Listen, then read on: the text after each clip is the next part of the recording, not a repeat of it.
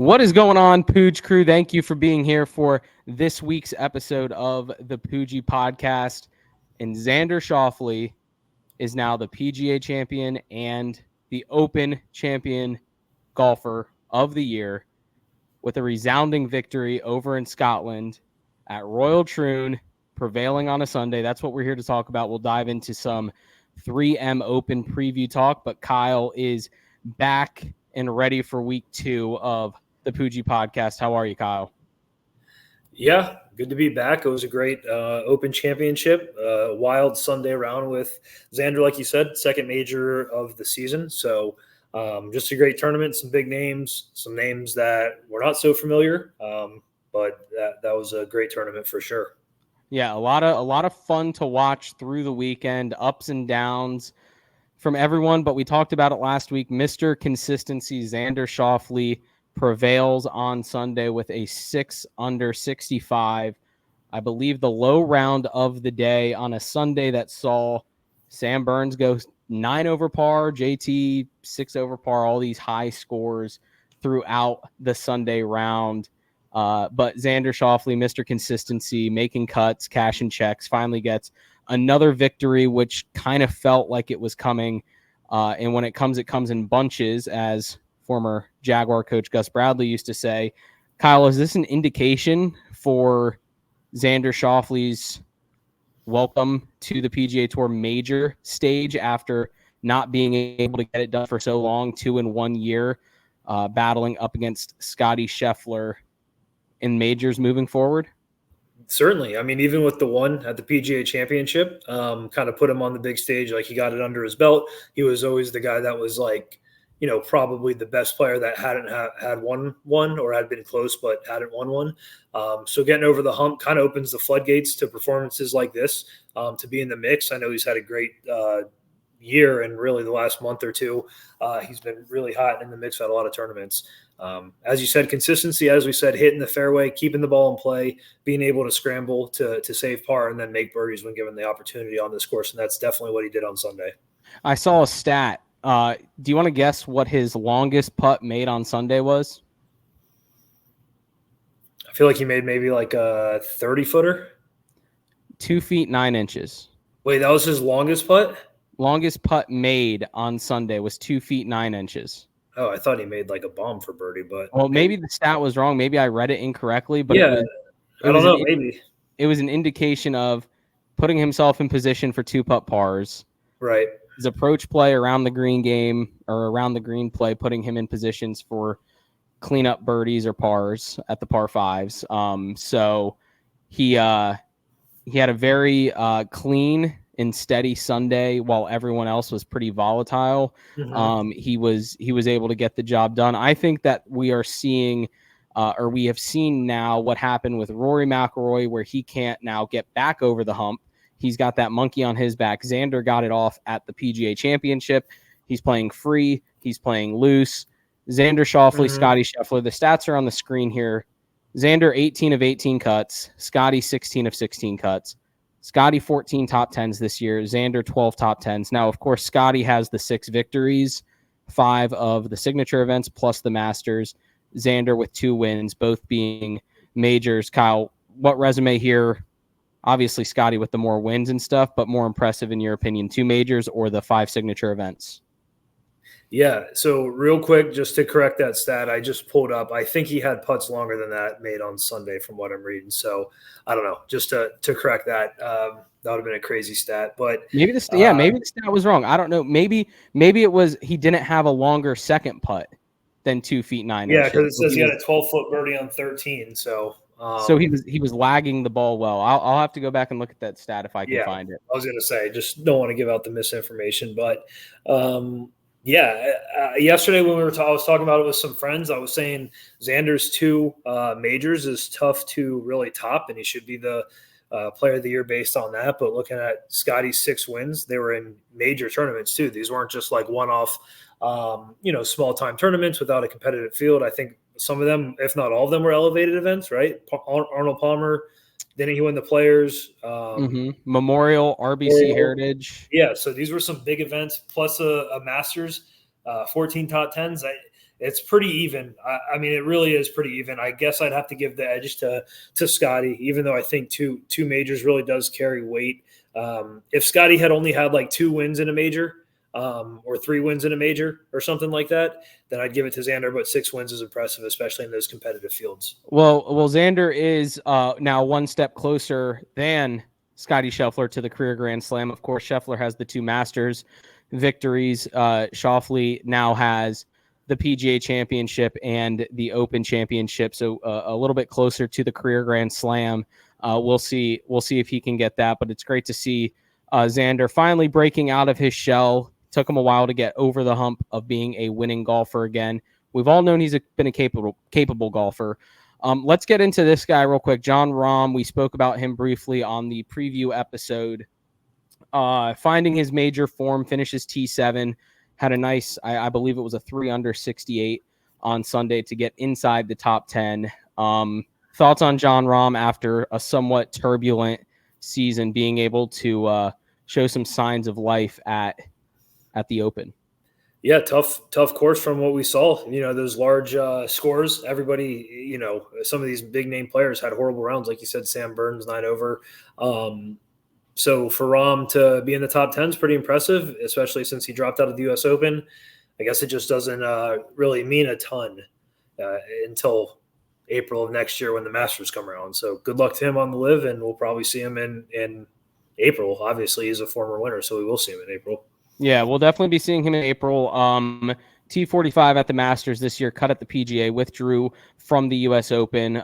So a top 10 to finish off the major season from him. And we will be seeing him at the Olympics representing Spain here in 2 weeks, because he does still have enough world golf ranking points to keep him above the threshold. Unlike some other guys like a Bryson DeChambeau for Team USA, he won the U.S. Open, won't be in the Olympics. Bryson DeChambeau did not have his best stuff this week. Kyle, thoughts on Bryson and maybe some of the others that struggled, like a Rory McIlroy? Yeah, definitely disappointing. I like Bryson. I like Rory. I wanted them both to perform well. Just tough course. The wind, it really depended on when you went off. If you were the early tee times or the late tee times, it seemed like the different waves of players got affected differently. And then just making some big numbers, a lot of double bogeys in this tournament compared to normal tournaments in a major or a PGA event. So disappointing for Rory. I know he's not happy, especially going back to the UK and missing the cut. Obviously, Bryson, people do say he's got the YouTube thing going on. Sure, he has that to fall back on, but he likes to compete. He wants to be relevant in the majors, so he's got to be disappointed with that too. Totally. And what's crazy, and we talked about this briefly last week, is great shots at the Open, great shots in general at these types of courses.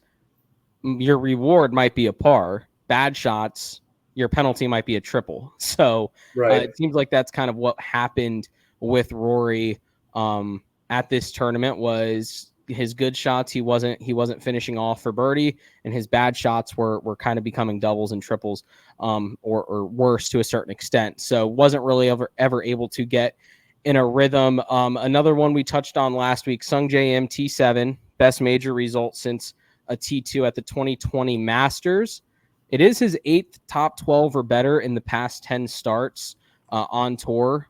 2 missed cuts mixed in there with those 8 top 12s or better. Good to see Sungjae Im kind of get on track in a major championship. For sure. I mean, for a while there, I think he played the most events of some of the golfers. He was like deep into the high 20s, I think, for events played in a calendar year. So he was getting a lot of reps in and seemed to be relevant. Good to see him having a good season, and he's back in the mix in some of these. He opened his Open Championship with a 5 over 76, battled all the way back to a 1 under total for the tournament, in large part due to a 5 under 66 in round 3. So Sungjae Im, we've known for a while he's capable. He hasn't won a tournament in, I think, over 2 calendar years at this point. But good to see him kind of get in the mix at the Open to find some major form. And that takes us to Shane Lowry, Justin Rose, 2 of the international stalwarts of the Ryder Cup team. Put on a pretty good performance here. Lowry was obviously the 36-hole leader. Kind of fell apart there in round 3. Unexpectedly had a very difficult back 9 on Saturday. But how good is it to see these guys compete, especially even a Justin Rose at his age? Played here, I think, in 97 as an amateur, I want to say, but that might not be correct. It might have been at Royal Birkdale. But thoughts on these guys, the longevity of Justin Rose and so on? Yeah, I like both these guys a lot. Justin Rose is one of my favorite golfers. Has been very consistent in majors over his career. Same with Shane Lowry. Again, you're looking at an Irishman and an Englishman, so they know how to play that style of golf. That's why I had Lowry for the top 20. I mean, Rose definitely would have been to get good in the mix. Been good to have gotten in the mix because of his like I said, consistency in the majors and then just playing over there. So it was exciting. I thought Justin Rose was going to maybe do it. Obviously, Lowry had a horrible round 3, but a good tournament otherwise. Justin Rose, just to confirm, T4 low am in 1998, and that was at Royal Birkdale. So had he played the year before, it would have been the 97 Open at Royal Troon, which would have been kind of a cool storyline. And then Horschel, probably the most surprising performance of the week was Billy Horschel. Obviously, he won earlier this year in April in Corrales Punta Cana, kind of getting back in the winner's circle, of course.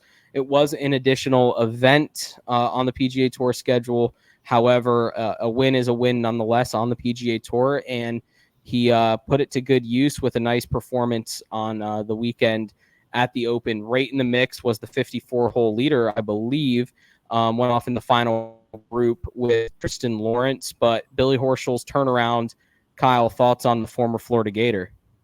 Yeah, it was great to see him in the mix. You know, he does sometimes win a tournament, I feel like, or will be in the mix of a tournament, but I don't recall seeing him in any majors lately, at least that late in the tournament. I think last year was when I think we were talking about it maybe when he shot 80 or whatever it was. And 82 at the Memorial. 80, and that was on a Thursday, and he's like, I'm going to come out on Friday. And then ever since then, I feel like that maybe kind of revitalized him, or maybe I don't want to say he hit rock bottom to go up, but just hit a really bad point and then kind of turned it around, because it seems like he has been in the mix a lot, playing good golf, and then obviously relevant on Sunday is awesome. Yeah, he's a guy that has had great moments in his career. A FedEx Cup champion, actually, on the PGA Tour schedule, or in the PGA Tour, was a FedEx Cup champion at one point in his career. That was his first top 20 in the Open in 10 starts.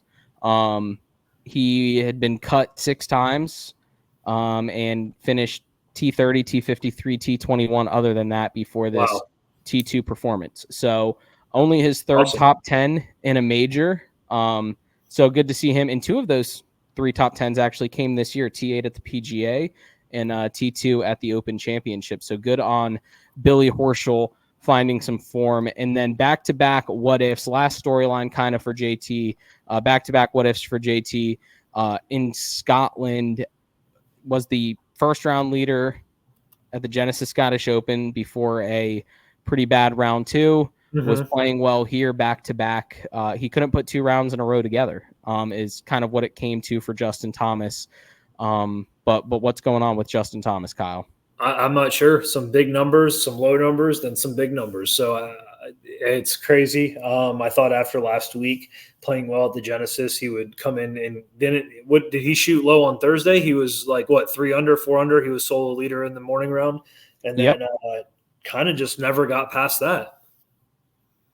Yeah, I'm trying to find the stat right now from Justin Ray on Twitter. 68, 78, 67, 77. The only instance in the last 30 years of major championship golf where a player had a 10-shot variance in his first to second, second to third, and third to fourth round scores. Wow. So pretty crazy. 10 shots or more between each of the 4 rounds, which yielded him obviously a made cut, but it felt like it could have been much more going into Sunday had he kept those big numbers off the board. He was even going into Sunday. 6 over 77 on Sunday is what kept him in a tie for 31st at the Open. And while we're talking about JT, obviously an Alabama Crimson Tide, let's go to Barracuda Championship real quick, which was also in action. Nick Dunlap, former Alabama Crimson Tide golfer, obviously has plenty of ties to Justin Thomas, wins the Barracuda Championship with, I believe it was a 9 under 62 on Sunday. Modified Stableford formatting, 19 points to get the job done on Sunday. Nick Dunlap, pretty impressive first year here on tour. Yeah, you look at that scoreboard, you get a little confused at first, so you got to try to figure it out. And then Google's sometimes annoying to find the scoreboard popping up. So had to do some digging to find the scores, and I was doing that on Sunday. I was watching some of it. I had a little bit of money on Neil Shipley to finish top 20, which was looking good after 2 rounds, but stalled out in the third. So yeah, good for Nick Dunlap. Big round 4, 19 points, like you said. The next highest was like 15, then 14, 12, 13, but 19 points is pretty impressive. So good for him. Yeah, it's an interesting format, and actually it's probably a pretty fun format to play if you go out and play casually with some friends. I believe it's like 5 for a natural eagle, 3 for a birdie, 1 for a par, and maybe a bogey's like 0, double bogey's minus. No, I think a bogey's -1, a par might be 0. Yeah, it's a pretty cool format if you go out and play with some friends. So it's a point system, obviously not just purely on strokes, but the better per hole outcome, the more points you gain towards the scoreboard. But anything else, Kyle, from you on the Open, or dare I say it, the Barracuda Championship? No, the Open was good. I mean, I said Xander to win, Lowry top 20. Didn't bet either of those, of course. I ran out of money to bet. So, but no, good for them. Fun time watching. Like I said, it's always one of my favorite tournaments to watch. Waking up early in the morning and seeing that wind and that weather is always a good TV experience. It's fun. And I believe you said it on Saturday. They just got the TV thing down. They do it right. Easy to find, easy to view. Yeah, I guess because it's on at 4 a.m., but, it's on, I think, USA Today from like 4 to 7. Then at 7, they have basically the quad box on YouTube TV, the par 3s, 2 featured groups, and then like the main broadcast. So they got it down. They don't make you have to have 3 or 4 different apps or make you wait till 3 p.m. to watch it. So I like how they did it. Totally. And real quick, Scotty Scheffler, we'd be remiss if we didn't say he also top 10, but that's not really a storyline for Scotty Scheffler. It's storyline for him is if he finishes outside the top 40, it feels like. But another top 10. We were waiting for him to make his run during the tournament. I feel like everybody was just kind of waiting for that late Saturday and then Sunday charge for him to kind of come to the top, and just never did. Never did. He 2 under going into the weekend, which I think had him in a tied for 4th, I want to say. And then even par round 3 and a 1 over round 4. So couldn't really get the pieces put together on the weekend like some of the others were able to. Makes you wonder if he would have just played Genesis Scottish Open, maybe he would have been prepared for 4 days of Scottish golf. But let's look ahead to the 3M Open, the penultimate FedEx Cup regular season event, just before the Wyndham Championship, which is right after the Olympics. So second to last event on the regular FedEx Cup regular season, the 3M Open in Blaine, Minnesota at TPC Twin Cities. I believe this is the 6th year that this event is taking place, started in 2019. So what is that? Yeah, 6 years. 5th year?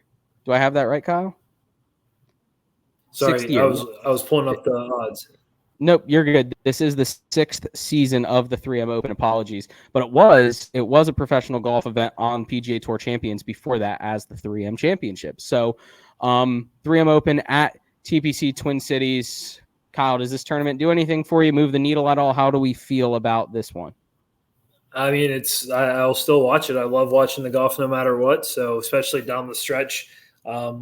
I mean, these points matter, right, for the FedEx Cup and everything. So people that are middle of the pack or outside the FedEx range are definitely looking to get points here. So I love watching every tournament. I know it's not always big names, but if it's close on Sunday, I'll be watching. Yeah, the FedEx Cup playoffs is now top 70. It's no longer top 125 in the standings make the playoffs. It's now top 70, which makes it much more competitive. And we all remember last year, Justin Thomas narrowly missing the playoffs, needed to hole a birdie chip on the 18th on Sunday at the Wyndham, which would have gotten him inside the top 70. It lipped out from just off the green. But these tournaments matter for these players. It should matter for us fans to watch these tournaments as well, because there are some good names. Tony Finau, I believe, leads the odds board at plus 1,000, I want to say, but you have Sam Burns, Akshay Bhatia, Sahith Theegala among the notables in this tournament, as well as, I believe, Justin Rose and Billy Horschel are slated to tee it up after some pretty great performances over across the Atlantic in Scotland. Yeah, I'm trying to see if Justin Rose is in the tournament. So, and Billy withdrawals, WDs could happen. We will see, but we will see. But yeah, no, looking forward to it. I know you said Akshay is one of my favorites, so love seeing him. Kind of like Tom Hogue, he's pretty consistent, so we definitely keep an eye on him as well. These types of tournaments are actually really fun, just from the standpoint, if you look at some of the sponsor exemptions. We get Luke Clanton, who is obviously one of the more popular amateurs right now, 2 top 10s and 4 starts on the PGA Tour this season as an amateur before he heads back to Florida State. Neil Shipley, another one. Kyle, I know you like the ship. Mm-hmm. And Shipley topped Luke Clanton for low amateur honors at U.S. Open. So a little cool tie in there with the two of them. But you get to see some of those players, and then Michael Thorbjornsen, number 1 on the PGA Tour University rankings, just earned his card a little over a month ago. Will be in the field. Almost won his first tournament at the John Deere Classic shortly after becoming a tour member. Yeah, it's these young guys are great to see. I know you said Neil Shipley. It's crazy because he was just an amateur. He was low am at the Masters too. I think that's what was the Masters in the U.S. Open. So great to see that. Now playing on probably, I think, his 3rd or 4th PGA Tour start. Mm-hmm. So yeah, it is fun watching those. Also, if you see the guys coming from the KFT or the college, like you said, they do get to shine in some of these smaller tournaments or tournaments right after a major. Yeah, totally. Nick Dunlap, who, like we said, just won the Barracuda, is going to be in the field. Nick Dunlap, first player ever to win as an amateur and then a professional in the same season again. Credit to Justin Ray Golf on Twitter for digging that one up. He's great. So another big name in the field, but Tony Finau, like we mentioned, leads the odds board. He won this tournament 2 years ago, I believe it was 2 years ago, as a part of, I believe, back-to-back wins in that season, or near 2 wins in a row for Tony Finau. But a big tournament for him in terms of he needs to win these types of tournaments. He isn't going up against the other big top 10, top 15 guys in the FedEx Cup, but he needs to go out there, put on a good performance before the Wyndham and carry some momentum into the playoffs. Yeah, absolutely. I mean, he had been a lot of people's picks for major winners. Every time the Masters comes around or whatever, his name seems to have been used to be thrown around. It has died, and it's exactly like you said. He's just maybe not winning some of these tournaments he should, or competing well when it's not the most competition in the field.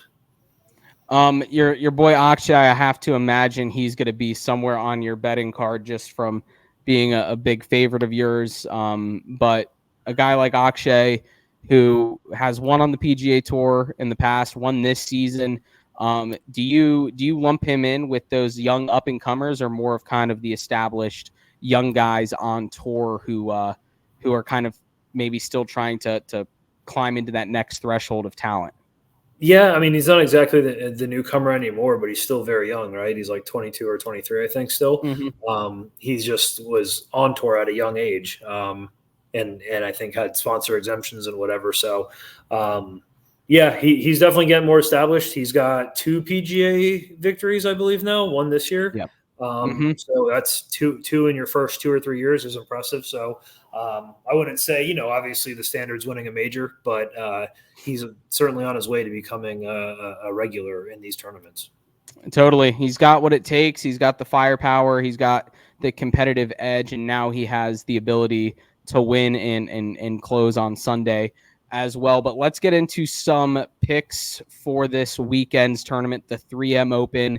Obviously not as juicy of a tournament as you would get with the Open. A lot of guys maybe taking some time off before the Wyndham or taking some time off before the Olympics begin in just a week's time. Mm-hmm. But Kyle, do you have any picks, any top 20s for this week at the 3M Open? I can look. I hadn't looked too much earlier, but looking at the odds list now, I would say, I mean, Justin Rose is like plus 5,500, so I'd imagine his top 20 is not. I mean, let's go. Let's see. I'll give you. I don't know what the odds are, so I don't want to pick anything like that's not long enough. No, you're good. I'm gonna just keep it pretty simple. I'm gonna go with Nick Dunlap top 20 at plus 225. I think obviously winning the Barracuda. Obviously it's not a strokes play event. It's a modified Stableford, but you're playing a TPC course now where scoring can come in bunches, and to get points in Stableford, you got to be able to birdie an eagle. So I'm going to go with Nick Dunlap as a safe pick at plus 225 for the 3M Open. What player did you say, Kyle? Justin Rose? Well, I wanted to see what his odds were. Yeah, for like a top 20. Justin Rose, top 20. Let's see if I can find him on here. This is a pretty cool one. Hey, Daniel Berger plus 400 for a top 20. Let's do Taylor Pendrith top 10. Taylor Pendrith top 10 at plus 375. Okay, plus 375 for a top 10 from Taylor Pendrith. I'm going to go – I'll keep it – no, I'm not going to go Canadian. I'm not going Canadian. I'm going to go with former last year's winner Lee Hodges at plus 575 for a top 10. He's just outside the top 70 FedEx Cup playoffs. He needs to get some points here. He needs to play well. Lee Hodges for a top 10 plus 575. And then let's do a long shot winner here, which really scraping the bottom for a plus 4,000 or more. Are you looking at the odds now, Kyle? Yeah. Let's have you give us a long shot if you got one. Let's go Harry Hall at plus 6,000. Harry Hall was in the mix a couple weeks ago in that tournament where they had the 5-way playoff. So let's go Harry Hall at plus 6,000. Harry Hall plus 6,000. I am gonna go. I think I'm gonna go with the Canadian. Even his form's not good enough. His form is not good enough for me. You know what I'm gonna do? I'm gonna go with Doug Gim. Doug Gim as my long shot pick at plus 7,500. Is that worse than? No, that's just worse than longer than Harry Hall. Doug Gim, he has 2 top 20s here. 34th finish at the John Deere Classic. We're scratching for names here, but I'm going to go Doug Gim, a guy that always plays well at TPC Sawgrass. Let's see if he can transfer that to TPC Twin Cities. And then Kyle, let's go with your outright winner selection for the 3M Open. All right, hold on. I was halfway saying Harry Hall for real. You're feeling the Harry Hall then. I like him, but I mean, I feel like I'm going to go with my boy Akshay, plus 2,250. He can shoot low. I'm hoping he could be a first-round leader. He hits it just as far as Tony Finau. He's got a pretty good short game, so we'll see what he can do. All right, you're going Akshay, who has not teed it up here at the 3M Open once, but he obviously decent form before he had to go over to Scotland. I'm gonna go with JT Poston as my winner, plus 3,000. I was tempted to take Theegala, but Theegala 3 missed cuts and 3 trips to the 3M Open. Oh wow. And if you're looking at the odds boards and Tony Finau at plus 1,100, he has 5 straight top 28s here or better. 23, 3rd, 28th, 1st, 7th in his 5 trips to the 3M Open. And a little bit of another nugget for you. Only Americans have won this event. 5 Americans have won this event in 5 playings of the event. So obviously there's going to be more Americans here than at the Open in terms of field volume. But going with JT Poston, he's an American. Obviously, you went Akshay, who is also an American. In your top 20, you're going with Justin Rose, you said, right? Oh, yeah. I didn't know I was doing a pick of all of them, but we'll go Justin Rose, yeah. Well, I just, for the graphic, Kyle, I got to put it out there for the fans on Instagram. So, all right, well, that's it from me. Kyle, anything else from you? Nope. Appreciate you having me on and good talking about the Open, and we'll see how the 3M goes this weekend. Totally. And make sure you place the bets because you hit your winner in your top 20 last week. Didn't take either of them. Let's turn that around this week for the 3M Open. But fans out there listening, thank you for tuning in to this episode of the Poojie Podcast. Appreciate you being here. As always, until next time, where we will be previewing Olympic golf, we'll figure out how to go about doing that because that will be a pretty fun happening in the golf world. But until next time, go enjoy your week and go make this world a better place and take care. How can I be the man when you're the man? How can I be the man when you're the man? How can I be the man when you're the man?